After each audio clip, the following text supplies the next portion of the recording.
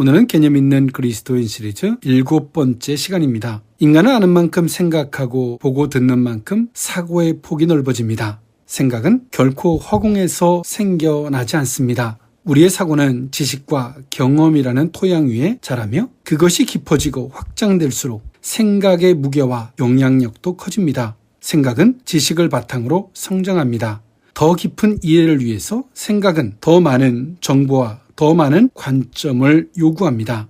지식은 생각을 풍성하게 만들고요. 생각은 지식을 소화하며 내면화하죠. 생각과 지식은 톱니바퀴처럼 맞물려 서로를 강화시키며 그렇게 축적된 사고는 스노우볼처럼 굴러가며 더욱 근본적이고 본질적 개념으로 그리고 더 깊은 통찰력으로 확장되어지게 됩니다. 이처럼 단편적인 생각이 아니라 누군가를 공감하고 설득할 수 있는 개념으로 정리되고 체계화되기 위해서는요, 반드시 깊은 이해와 넓은 시야가 필요합니다. 깊이 없는 생각은 쉽게 무너지게 되고요. 넓지 못한 생각은 자기 주관에 갇혀서 쉽게 다른 사람을 배척하게 됩니다. 그래서 생각하는 사람은 머릿속에 떠오르는 감정이나 관념들을 곧바로 받아들이고 믿기보다는 그것을 확인하고 검증하며 확신에 도달하고자 합니다. 그렇게 얻은 확신은 삶의 중요한 결정을 흔들림 없이 이끌어가게 하는 내면의 뿌리가 됩니다. 반면 얕은 지식 위에 세워진 생각은 불안과 두려움을 동반하고 부정적 예측이나 섣부른 포기로 이어지기 쉽습니다. 신앙 역시 예외가 아닌데요. 하나님에 대한 생각도 성령께서 조명해 주시는 도움이 없이는 이단이나 그릇된 논리로 빠지기 쉽습니다. 그러므로 신앙인은 성령의 도우심을 끊임없이 구하며 하나님을 아는 지식이 단순한 정보가 아니라 성령의 조명으로 얻은 깨달음으로 이어지도록 해야 합니다. 이런 과정을 통해 성도는 넓고 깊은 관점을 가지게 되고 현실의 문제에 매몰되지 않고요. 하나님의 섭리를 이해하는 안목을 갖게 됩니다. 그렇게 될 때 성도는 시험에 들거나 흔들리지 않게 되며 견고한 신앙의 중심을 지킬 수 있게 됩니다. 즉 성도는 우연한 결과로 시험에 드는 것이 아닙니다. 그가 무엇을 기준으로 어떻게 해석하느냐에 따라 시험에 들 수도 있고요. 시험을 이겨낼 수도 있는 것입니다. 구약 성경의 하박국 선지자는 불의한 현실 앞에서 하나님께 깊은 질문을 던지는 인물이었습니다. BC 7세기 말 하박국이 활동하던 시기는 남유다 왕국 말기로서 요시야 왕이 죽고 나서 유다가 급속히 혼란에 빠지던 시기였습니다.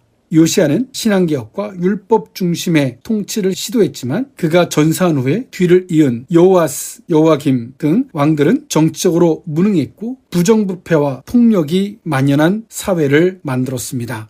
게다가 강대국 아수르 제국이 몰락하고 신흥제국 바벨론이 부상하던 시기였습니다. 유다는 밖으로는 외교적으로 압박을 받고 있었고요. 내부적으로는 정의가 사라졌으며 악인이 의인을 억압하는 사회 구조가 굳어져가고 있었습니다. 이런 혼란한 시기에 하박국은 단지 개인의 고통이 아닌 당시 사회 전체에 만연한 부패와 혼란을 직면하며 주께서는 악이 넘치는 이 땅을 그냥 보고만 계시는 것이냐라고 물었습니다. 그리고 하나님께서는 그의 질문 앞에 바벨론을 일으켜 유다를 심판하겠다는 말씀으로 응답하셨습니다. 그러나 하나님의 대답은 하박국에게 더 큰 충격을 안겼는데요. 그의 생각에 바벨론은 유다보다 더 악한 민족이었기 때문입니다. 하박국은 왜 하나님께서 유다보다 더 악한 바벨론을 도구로 쓰셔서 유다를 멸망하게 하시는 것인지 이해할 수 없었습니다. 그러나 이 두 번째 질문에 의인은 믿음으로 말미암아 살리라 라고 대답하신 하나님의 말씀을 통해 하박국은 단지 문제 해결이 아니라 하나님의 관점으로 세상을 볼 수 있게 되었습니다.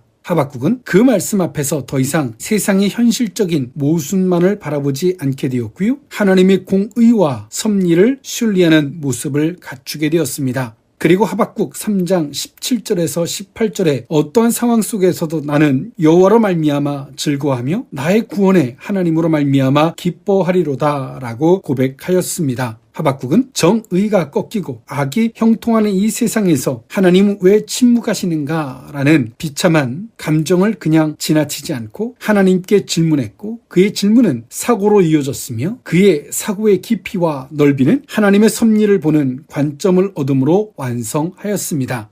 오늘 하루도 하박국의 깨달음과 같은 깊은 사고와 통찰을 얻는 성도들의 모습이 되어야 할 줄 믿습니다. 그리고 이 하나님의 관점으로 이 시대를 바라보는 안목이 있기를 주님의 이름으로 축원합니다.